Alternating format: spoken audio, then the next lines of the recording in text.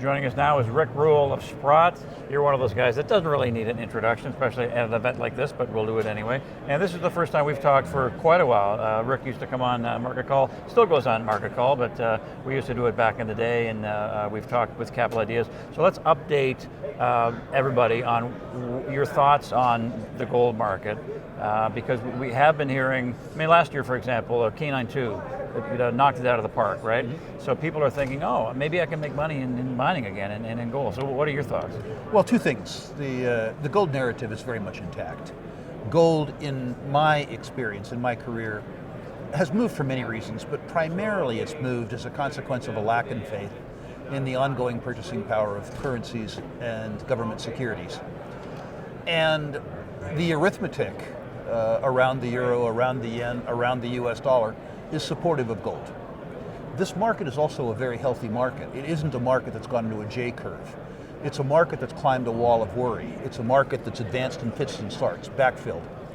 A hockey stick market, a dramatic uptick is always followed by a dramatic downtick, and this hasn't seen it. We've had a wonderful base build. Interestingly, this market is one where gold has outperformed the gold equities. My suspicion is that it's outperformed the gold equities because the gold equities were incredible destroyers of capital in the last decade. There's a healthy skepticism around the gold equities.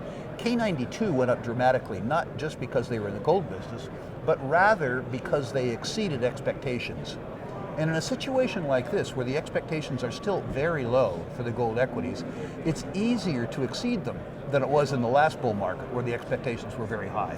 So my own suspicion is that we're in almost a Goldilocks market. We're in a market where the bull market's already started, so time value of money is on your side, where the expectations are low, so they can be exceeded, where the companies are more interested in performing because they saw the penalties in the last decade for underperforming. The setup seems to me to be exquisite. I'm not trying to say next week we go to the moon. I'm trying to say that we're in a healthy market and we're going to continue in a healthy market. And historically, as you know, gold has basically, when it does have a run, it's multi-year. We saw that in the 2000s, right. And then the consolidation is multi-year. We saw that after 2011. So at what stage are we at now, do you think? First innings. Yeah? Really, really first innings. Confidence is very, very high. If we had gold doing well in a US dollar bear market, I'd say we were in the middle of a market. But we're doing gold, when I say we, gold is doing well in a market where its chief adversary, the US dollar, is also doing well. This reminds me of 2001.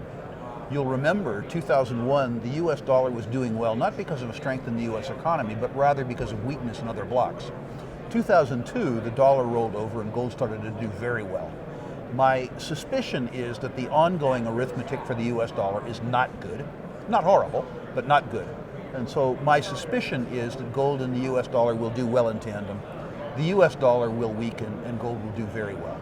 And I take your point in the multi-year market.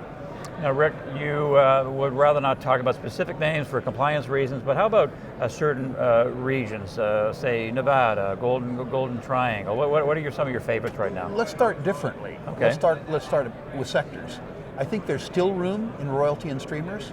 I'm not trying to say that they aren't richly priced, but they're wonderful businesses where the mining business generates sort of 15% returns on capital employed. The royalty and streamers are delivering 70% returns, so they deserve to be more fully priced. The Francos, the Sandstorm Golds, right? That's right. Okay, yeah. We also think that the mergers and acquisition theme, which has treated us extremely well for the last 12 months, has at least 18 months to go. We think there's going to be consolidation of the mid-tiers by each other and by bigger companies, of the smaller companies by larger companies.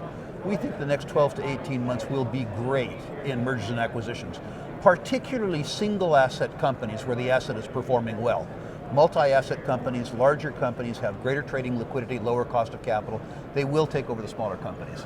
So we're attracted to that. We think you're going to begin to see at the end of this year a return in favor of exploration, which will really surprise people because it's been out of favor for a very long time.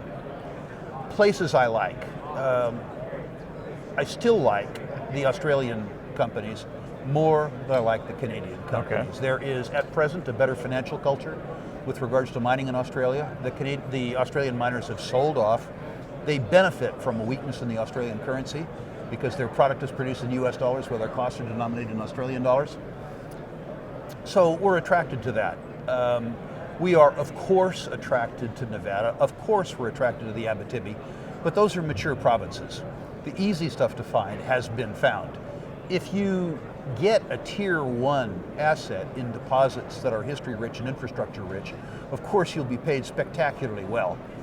But I have been paid better buying big deposits in bad countries, taking the political risk in return for no technical risk. I look back at some of the successes I've enjoyed in the last 20 years. Arequipa resources in Peru, right after the Shining Path was gone. Kilomoto in Congo. Those were rough countries, but 5 million ounce plus deposits are very, very, very rare beasts. And if you have the stomach for the political risk, buying great deposits in bad countries is better than buying bad deposits in great countries. And it's worked for Robert Friedland for years, right? So, it has. So there you go. So last question, a message to retail investors when it comes to precious metals. Don't try to hit home runs. They're great if you can get them, but just expect gold to continue to go up. We're in a bull market, am I on the right track? That kind of. You are. Yeah. The first thing for most investors, if they're concerned about the economic conditions, don't just buy gold stocks. Buy some gold. Gold has been insurance. If you think gold's going to go up, buy gold first. The second thing you buy, and you're early enough in the market to do this, is the very, very, very best companies. We have done a study of the last 40 years. There's been 9 major corrections, upward corrections. From oversold bottoms like we're in the midst of now. The worst of those corrections, improvements, was of 19 months duration and 180% uptick. The best was 4 years with 1200% uptick. The point of this is there is so much beta in the market when it recovers that you don't need to take a bunch of risk. You don't have to try real hard to outperform the market. Just capture the beta. Buy the best companies and capture the beta with an amount of money that you're willing to risk. If you are willing to spend the time to understand the companies, by all means speculate, but invest before you speculate. Great stuff, Rick. Pleasure. As always. All right, Rick Rule of Sprott.